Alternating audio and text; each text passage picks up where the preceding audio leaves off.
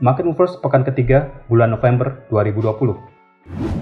Pergerakan harga di pasar keuangan pekan ini tampaknya masih akan sangat volatile, di tengah masih memanasnya tensi politik di Amerika Serikat yang belum juga ada pengumuman resmi pemenang.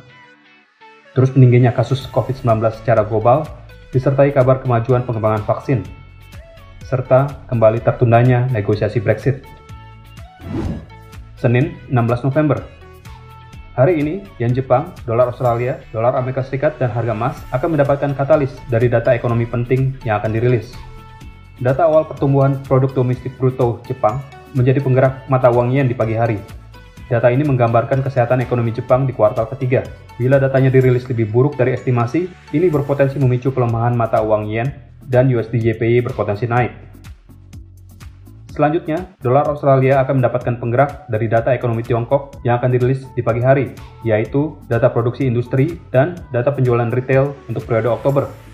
Tiongkok sebagai pasar besar komoditi Australia, sehingga perubahan ekonomi di Tiongkok akan mempengaruhi ekonomi Australia. Dolar Australia berpotensi menguat bila data dirilis lebih baik dari estimasi. Dolar Amerika Serikat dan harga emas akan mendapatkan market mover dari data indeks aktivitas manufaktur wilayah New York untuk periode November. Aktivitas manufaktur yang menurun bisa mengindikasikan pelemahan ekonomi di Amerika Serikat. Hal ini berpotensi memicu pelemahan dolar Amerika Serikat dan harga emas berpotensi naik. Selasa, 17 November.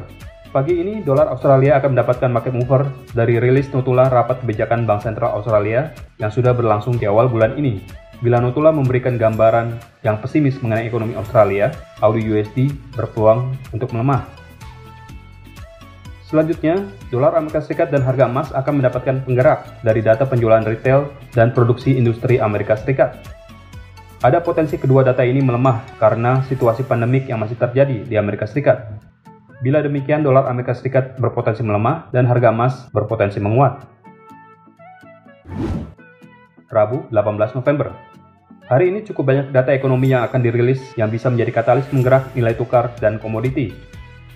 Yen Jepang akan mendapatkan market mover dari data neraca perdagangan Jepang untuk periode Oktober. Bila surplus perdagangan lebih rendah dari estimasi, ini bisa memicu pelemahan mata uang yen dan USD JPY berpotensi naik.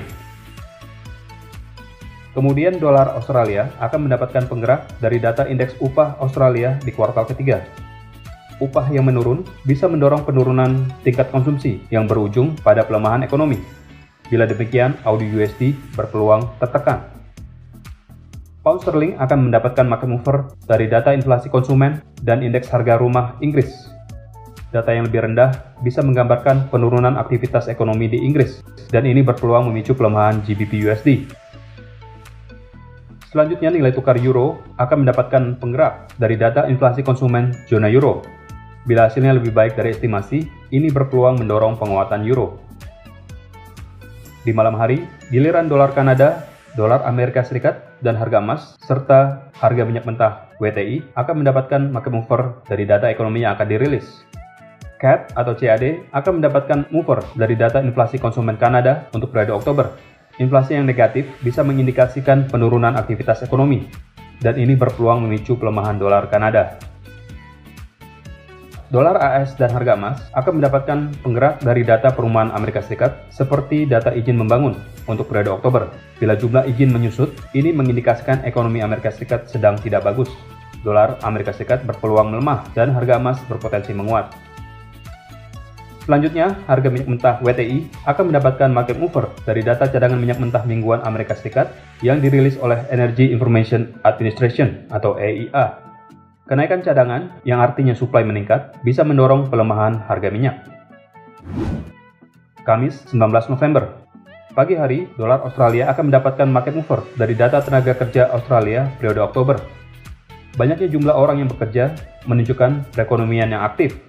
Bila data menunjukkan hasil yang positif, dolar Australia berpotensi menguat. Selanjutnya, nilai tukar euro akan mendapatkan penggerak dari data neraca berjalan zona euro.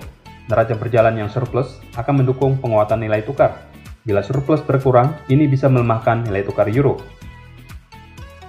Di malam hari, dolar Kanada akan mendapatkan mover dari data perubahan jumlah orang yang dipekerjakan di luar sektor pertanian yang dilaporkan oleh Automatic Data Processing atau ADP untuk periode Oktober. Bila hasilnya lebih baik dari estimasi, dolar Kanada berpeluang menguat. USD CAD berpotensi turun. Sementara dolar Amerika Serikat dan harga emas akan mendapatkan market mover dari 4 data ekonomi Amerika Serikat yang akan dirilis. Data-data tersebut mencakup beragam sektor, yaitu data sektor manufaktur, sektor tenaga kerja, dan sektor perumahan.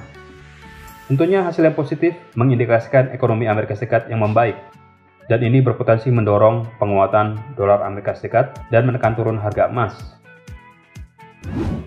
Jumat, 20 November. Pagi hari, yen Jepang akan mendapatkan penggerak dari data inflasi konsumen dan data survei aktivitas manufaktur Jepang. Pasar menantikan hasil yang positif dari kedua data ini sebagai indikasi ekonomi Jepang telah pulih. Hasil yang sebaliknya bisa menekan turun yen Jepang dan mengangkat USD JPY. Selanjutnya, nilai tukar euro akan mendapatkan mover dari indeks harga produsen Jerman atau tingkat inflasi di level produsen. Data sebelumnya sudah menunjukkan kenaikan indeks, yang artinya aktivitas di tingkat produsen mulai meninggi. Dan bila bertahan dalam rilis kali ini, nilai tukar euro berpotensi menguat. Sementara pound sterling akan mendapatkan penggerak dari data penjualan retail Inggris. Aktivitas retail yang menurun karena pandemik bisa menekan turun nilai tukar pound sterling. Selanjutnya malam hari, dolar Kanada akan mendapatkan katalis dari data penjualan retail Kanada. Penjualan retail Kanada terus mendapatkan tekanan setiap bulannya karena pandemi. Dan bila nanti hasilnya demikian, dolar Kanada bisa melemah dan USD CAD menguat.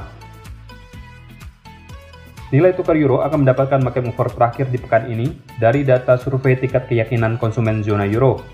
Belakangan ini trennya masih menurun, dan bila berlanjut, ini bisa menjadi sentimen negatif untuk nilai tukar euro. Berikut adalah jadwal market movers yang lebih lengkap untuk Anda perhatikan agar Anda tidak kehilangan kesempatan.